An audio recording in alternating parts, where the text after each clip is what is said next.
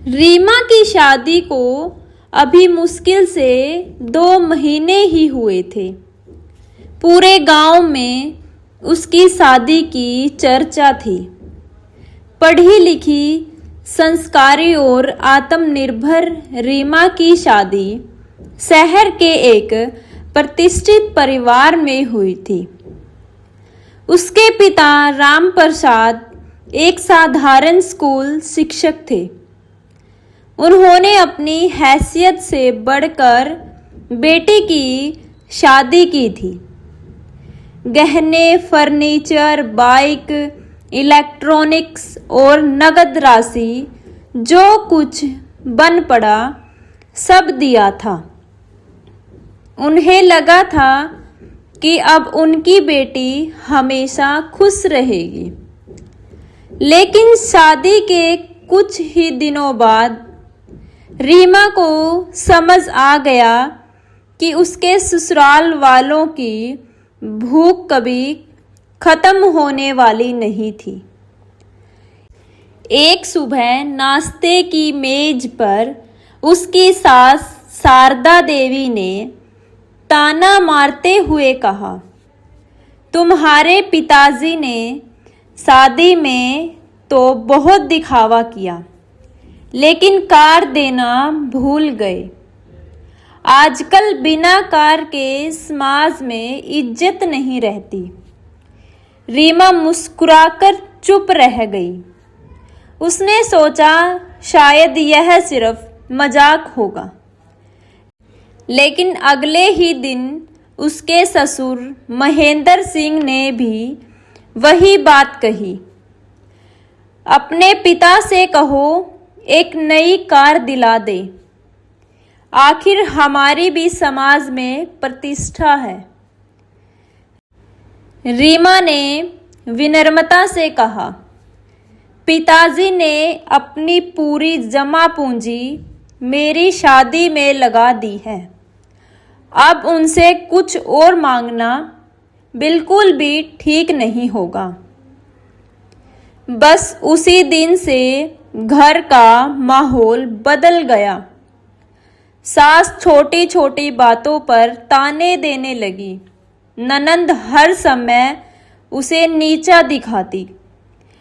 पति विकास भी पहले तो चुप रहता, लेकिन धीरे धीरे वह भी अपने माता पिता की बातों में आने लगा। रीमा, अगर तुम्हारे पापा कार दिला दे तो क्या बिगड़ जाएगा? रीमा ने उसकी आंखों में देखते हुए कहा, बिगड़ेगा नहीं, लेकिन गलत की शुरुआत होगी।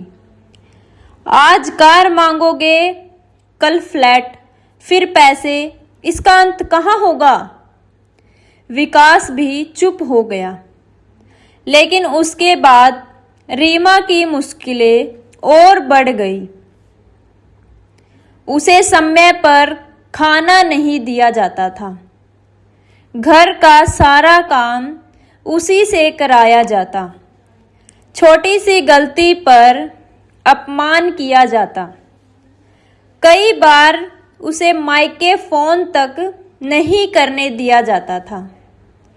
एक दिन उसकी सास ने साफ शब्दों में कहा, अगर इस महीने कार नहीं आई तो इस घर में तुम्हारा रहना मुश्किल कर देंगे। उस रात रीमा बहुत रोई। उसे अपने पिता की थकी हुई आंखें याद आई, जिन्होंने बेटी की शादी के लिए अपनी जमीन तक बेच दी थी। वह जानती थी कि अब उनसे कुछ मांगना उनके साथ सबसे बड़ा अन्याय होगा। अगले दिन उसने एक फैसला किया। वह टूटेगी नहीं, वह लड़ेगी, लेकिन गुस्से से नहीं, सबूतों के साथ। रीमा ने अपने पुराने मोबाइल का इस्तेमाल शुरू किया। उसने उसमें कॉल रिकॉर्डिंग और ऑडियो रिकॉर्डिंग की सुविधाएं चालू कर दी। जब भी सास दहेज की बात करती, रिकॉर्डिंग चालू हो जाती।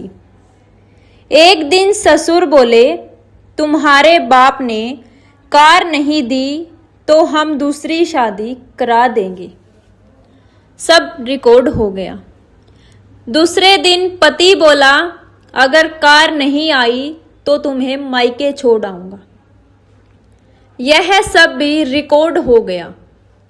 धीरे धीरे उसके पास कई ऑडियो रिकॉर्डिंग जमा हो गई, लेकिन वह जानती थी कि सिर्फ ऑडियो काफी नहीं होगी, उसे और मजबूत सबूत चाहिए थे। एक दिन उसकी सास ने उसे एक कागज दिया। अपने पिता को यह सूची भेज दो, इसमें कार, 5 लाख रुपए और सोने के नए गहनों का हिसाब लिखा है।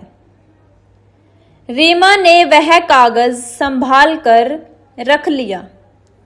वह सूची उसकी सबसे बड़ी ताकत बन गई। कुछ दिनों बाद रीमा ने अपने पिता को फोन किया, लेकिन उसने रोते हुए पैसे नहीं मांगे। उसने सिर्फ इतना कहा, पापा आप चिंता मत करना, मैं ठीक हूं, बस जो भी हो अब किसी की कोई मांग पूरी मत करना। राम प्रसाद समझ गए कि बेटी किसी बड़ी लड़ाई की तैयारी कर रही है। उन्होंने सिर्फ इतना कहा, बेटी सच का साथ कभी मत छोड़ना। उधर ससुराल वालों का लालच बढ़ता जा रहा था। एक शाम घर में रिश्तेदार आए हुए थे। सास ने सबके सामने कहा, बहू के मायके वालों ने हमारी इज्जत मिट्टी में मिला दी। रीमा ने शांत स्वर में पूछा, माँ जी क्या शादी के समय आपने नहीं कहा था कि हमें सिर्फ संस्कारी बहू चाहिए? सास गुस्से में बोली, वो तो कहने की बातें होती हैं। यह बात भी रिकॉर्ड हो गई। अब रीमा के पास ऑडियो, लिखित सूची, मोबाइल संदेश और कई गवाहों के सामने कही गई बातें थी, लेकिन उसने अभी भी कोई कदम नहीं उठाया। वह सही समय का इंतजार कर रही थी। कुछ दिन बाद ससुराल वालों ने उसे कमरे में बंद कर दिया। सास बोली, जब तक तुम्हारे पिता कार नहीं देंगे, तुम इस घर की बहू नहीं कहलाओगी। रीमा ने उसी समय अपनी एक मित्र को लोकेशन और एक संदेश भेज दिया, अगर 2 घंटे तक मेरा जवाब ना आए तो पुलिस को सूचना देना। 2 घंटे बाद उसकी सहेली ने महिला हेल्पलाइन और पुलिस को जानकारी दी। पुलिस तुरंत पहुंची, दरवाजा खुला। ससुराल वाले पहले तो मुस्कुराते हुए बोले, अरे यह तो हमारा पारिवारिक मामला है। लेकिन रीमा ने बिना डरे अपना मोबाइल पुलिस अधिकारी को दे दिया। सर कृपया पहले ये रिकॉर्डिंग सुन लीजिए। रिकॉर्डिंग शुरू हुई। पहली आवाज़, कार नहीं लाए तो इस घर में नहीं रहने देंगे। दूसरी आवाज़, 5 लाख रुपए लेकर आओ। तीसरी आवाज़, दूसरी शादी करा देंगे। कमरे में सन्नाटा छा गया। फिर रीमा ने वह लिखित सूची दिखाई जिसमें कार, नकद और गहनों की मांग लिखी थी। पुलिस अधिकारी ने पूछा, यह किसकी लिखावट है? सास घबरा गई। ससुर के चेहरे का रंग उड़ चुका था। पति विकास पहली बार पूरी तरह खामोश था। इतने में रीमा ने मोबाइल से कुछ स्क्रीनशॉट भी दिखाए जिनमें दहेज की मांग वाले संदेश मौजूद थे। पुलिस ने सभी सबूत सुरक्षित किए। महिला अधिकारी ने रीमा से पूछा, क्या आप शिकायत दर्ज कराना चाहती हैं? रीमा ने गहरी सांस ली। हाँ, क्योंकि अगर मैं आज चुप रही तो कल किसी और बेटी के साथ भी यही होगा। शिकायत दर्ज हुई, कानूनी कार्रवाई शुरू हो गई। पूरे मोहल्ले में खबर फैल गई। जो लोग पहले कहते थे कि घर की बात घर में रहनी चाहिए, वही अब कह रहे थे, इतने सबूतों के बाद कोई बच नहीं सकता। अदालत में सुनवाई शुरू हुई। ससुराल वालों ने पहले आरोपों से इनकार किया। उन्होंने कहा कि रिकॉर्डिंग नकली है, लेकिन फोरेंसिक जांच में रिकॉर्डिंग सही पाई गई। हस्तलिखित सूची की भी जांच हुई। मोबाइल संदेशों का रिकॉर्ड भी अदालत के सामने पेश किया गया। एक एक करके सारे झूठ टूटते गए।